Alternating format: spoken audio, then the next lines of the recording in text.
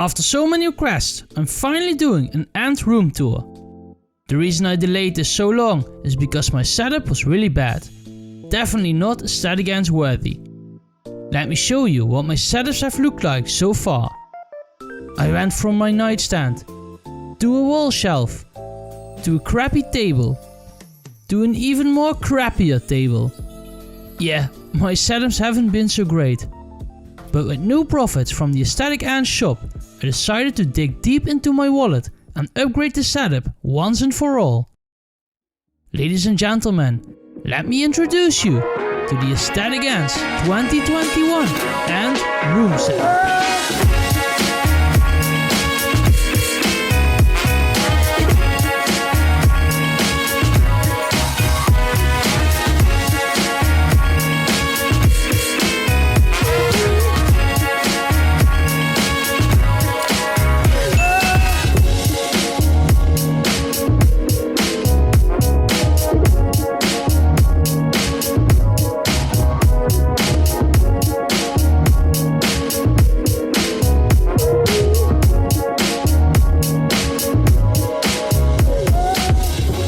6 setup right, I'm pretty proud of it. Because my room is in the attic, I don't have straight vertical walls, so something like a shelf with multiple layers would sadly not work out. That's why I went for a brand new desk from IKEA. I chose this desk because it also has some storage for my ant keeping supplies. It also has this handy cable port, which is ideal for my heat cable. There's also plenty of space on this table, so get ready for some future expansions. I say expansions, but I mean setups. Currently I own 20 ant colonies. For me this is too much and I'm going to sell or give a few away.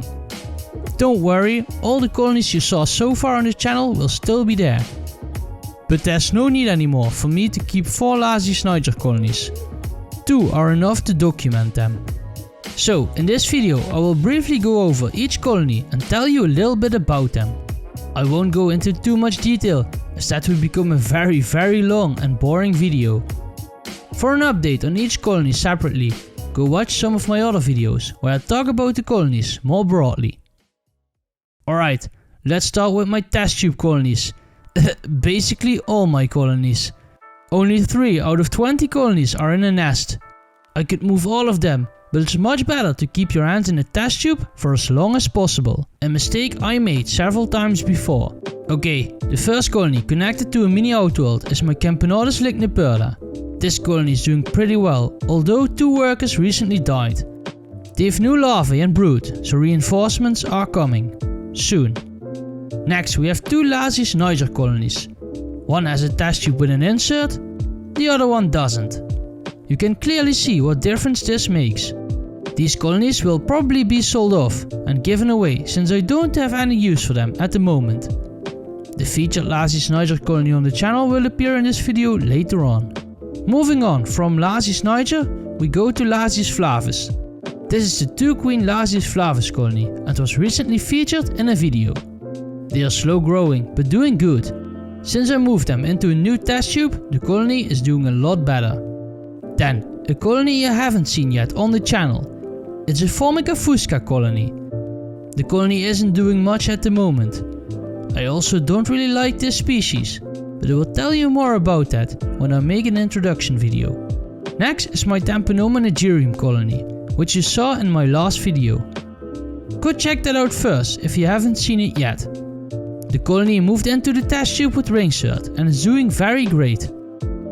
I really started to like these ants and I can't wait for them to grow bigger.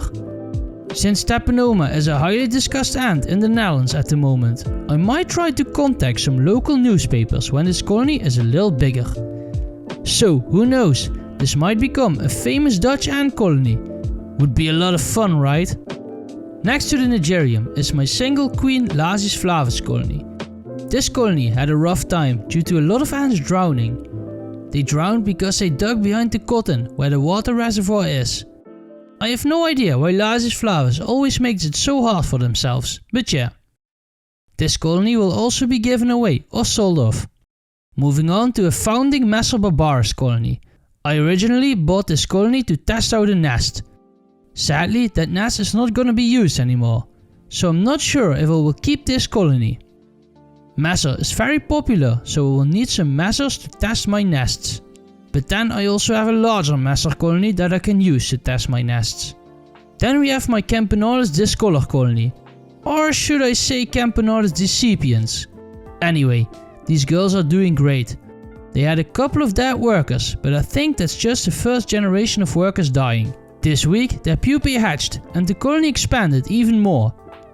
A very cool video will be coming once this colony doubles their workers. So then we have a couple of colonies left in the queen drawer, a project I'm hoping to finish in a month or so. Since my printers are running around the clock, I currently don't have the time to complete this queen drawer prototype. That being said, if you want one, you can always private message me via Instagram and we can work something out. Alright, there are 5 colonies inside the queen drawer. 3 colonies of Tetramorum cuspidum, a colony of Crematogaster scutularis and 1 colony of Alphinogaster dulcile. This last colony you will see in next week's colony introduction. In that video I have some very exciting news, so don't miss it.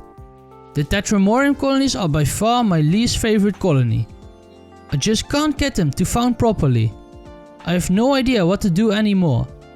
I'm giving 2 colonies away soon, so I'll try my best on 1 colony.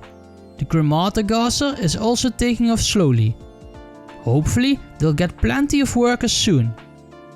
I really love this species and I'm hoping they will bloom before hibernation starts. Then my new Alphinogaster dulcile. They are doing very well and you will get to know them more in my next video. Last but definitely not least, we have 5 colonies inside the setup. First, we have the Lasius Niger colony that is currently housed in a mercury nest from Wakushi. This colony took some big hits, as you might have seen in my last video about them. In this stable environment they will certainly bloom and thrive. Then we have my Pheidole Pallidula colony. They are doing extremely well and I love the growth rate of this colony. They are housed in an Ants of Europe founding acrylic nest, which is perfect for them. These girls will probably bloom this summer and before hibernation starts we'll have a thriving colony. Moving on to my new Myrmica Rubra colony. This colony will get its own introduction very soon, so I'll quickly move on to the next colony. My second oldest colony of Messor Barbarus. This colony has not been performing like I would want to. There are a few factors to blame for this. I'll be moving them into a complete new setup, new outworld and new nest. Not that this nest is bad or anything, but it created some better options for Messor Barbarus and I think the colony will do much better in it.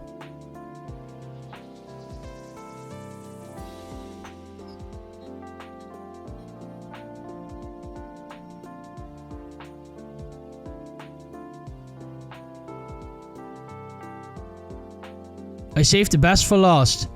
My Camponotus Nicobarensis. Damn, I love these girls. What a fun and exciting species. Only they are not really behaving like I want them. They keep moving between the test tube and the nest on a daily basis. Also, their setup needs to be changed around a bit. I'll do that soon, but for now these girls are doing more than fine. I can't wait for this colony to explode, and believe me, they will. And that brings us to the end of this 2021 ant colony room tour. A lot of ants that were covered in this video. A little too many if you ask me. I left out all my feeder insects, nets and empty setups, since making a 20-minute video is really not something I would like to do. This setup is gonna evolve greatly over time, and I think when I do a setup tour next year you won't even recognize it. I want to add things like a nest showroom, lights, heat cable management systems, multi-layer tables and so on.